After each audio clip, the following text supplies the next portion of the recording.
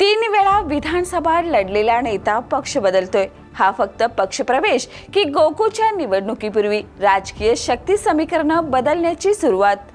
नमस्कार, मी सुरेखा आणि आपण पाहताय तारा न्यूज। गोकुळच्या रणांगणात आता फक्त दूध उत्पादक संस्थांचे ठराव मोजले जाणार नाहीत, तर कोणता नेता कोणाच्या गोट्यात आहे, कोणाचा प्रभाव कुठल्या तालुक्यात आहे आणि कोणाच्या एका निर्णयाने संपूर्ण राजकीय गणित हलू शकतं याचीही परीक्षा होणार आहे। आणि या रणधुमाळीत शाहूवाडीतून आलेली एक मोठी राजकीय बातमी काँग्रेसच्या गोटात खळबळ उडवणारी ठरली। काँग्रेसचे ज्येष्ठ नेते, शाहूवाडी तालुक्यातील प्रभावी राजकीय व्यक्तिमत्व आणि काँग्रेसच्या तिकिटावर तब्बल 3 वेळा विधानसभा निवडणूक लढवलेले करणसिंग गायकवाड यांनी काँग्रेसची साथ सोडण्याचा निर्णय घेतलाय। जवळजवळ आता 10 वर्ष झाली आपण जनस्वराज्याच्या बरोबर जनस्वराज्याच्या संगतीने आपण काम करतोय। आज तालुक्यात होणाऱ्या आपल्या कार्यकर्त्यांच्या काही अडचणी असतील किंवा सगळ्याचा विचार करून सध्या चालू असणाऱ्या राजकीय वातावरणाचा विचार करून उद्या बुधवार दिनांक 22 जुलै जनस्वराज पक्षामध्ये प्रवेश करायचा निर्णय आम्ही या ठिकाणी घेतलेला आहे।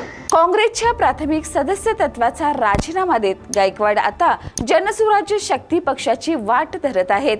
आज वारणा नगरमध्ये आमदार विनय कोरे यांच्या उपस्थितीत त्यांचा अधिकृत पक्षप्रवेश होणार आहे। पण हा केवळ एका नेत्याचा पक्षप्रवेश म्हणून या घडामोडीकडे पाहता येणार नाही, कारण वेळ आहे गोकुळ दूध संघाच्या निवडणुकीची। गोकुळच्या निवडणुकीसाठी न्यायालयीन निदर्शनानंतर निवडणूक प्रक्रिया वेगाने पुढे सरकत आहे। दूध उत्पादक संस्थांचे प्रतिनिधी, ठराव, मतदार यादी आणि संभाव्य उमेदवारांच्या गणिताभोवती जिल्ह्यातील राजकीय हालचालींना वेग आलाय। आणि अशा निर्णायक टप्प्यावर शाहूवाडी सारख्या राजकीय दृष्ट्या महत्त्वाच्या तालुक्यातील प्रभावी नेत्यांचा पक्ष बदल हा काँग्रेससाठी नक्कीच धक्कादायक मानला जात आहे। करणसिंग गायकवाड यांचा शाहूवाडी तालुक्यातील जनसंपर्क, ग्रामीण भागातील कार्यकर्त्यांचे जाळे आणि 3 विधानसभा निवडणुकांचा अनुभव यामुळे त्यांच्या निर्णयाला राजकीय वजन आहे। आता खरा प्रश्न असा आहे की गायकवाड काँग्रेसमधून बाहेर पडले, पण त्यांच्यासोबत कोण बाहेर पडणार? त्यांचे समर्थक, स्थानिक पदाधिकारी, कार्यकर्ते आणि सर्वात महत्त्वाचं म्हणजे शाहूवाडीतील त्यांचा प्रभाव जनसुराज्य शक्तीच्या राजकीय ताकदीत किती भर घालणार याचं उत्तर आगामी काळात मिळणार असलं तरी गोकुळ निवडणुकीच्या पार्श्वभूमीवर ही घडामोड निश्चितच महत्त्वाची आहे। कारण गोकुळची निवडणूक आता केवळ एका सहकार संस्थेची निवडणूक राहिलेली नाही, ही निवडणूक म्हणजे कोल्हापूर जिल्ह्यातील राजकीय ताकदीची चाचणी।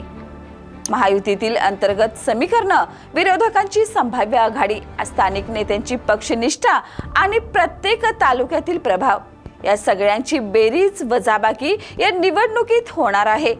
त्यामुळे करणसिंग गायकवाड यांचा पक्षप्रवेश हा काँग्रेससाठी केवळ एक नेता गमावण्याचा विषय नाही, तर शाहूवाडीच्या राजकीय पटावर हात कमकुवत होणार की नाही आणि जनसुराज्य शक्तीची ताकद वाढणार की नाही याची सुरुवात म्हणून या निर्णयाकडे पाहिलं जातंय। विशेष म्हणजे गोकुळच्या निवडणुकीत प्रत्येक दूध उत्पादक संस्था, प्रत्येक प्रतिनिधी आणि प्रत्येक प्रभावी स्थानिक नेता महत्त्वाचा ठरणार आहे। म्हणूनच आजचा हा पक्षप्रवेश उद्याच्या गोकुळच्या मतदान पेटीत किती प्रतिबिंबित होतो हे पाहणं आता महत्त्वाचं ठरणार आहे।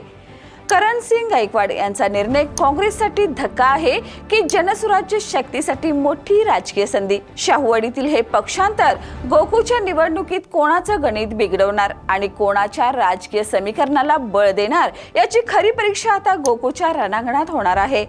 एक गोष्ट मात्र स्पष्ट आहे, गोकुळची निवडणूक जवळ येत असताना कोल्हापूरच्या राजकारणात पक्षांतरांची पहिली मोठी चाल पडली आहे। आणि ही चाल फक्त शाहूवाडीपुरती मर्यादित राहणार की गोकुळच्या संपूर्ण राजकीय पटावर तिचे पडसाद उमटणार याकडे आता संपूर्ण जिल्ह्याचं लक्ष लागलंय। या आणि अशाच ताज्या अपडेटसाठी पाहत रहा तारा न्यूज।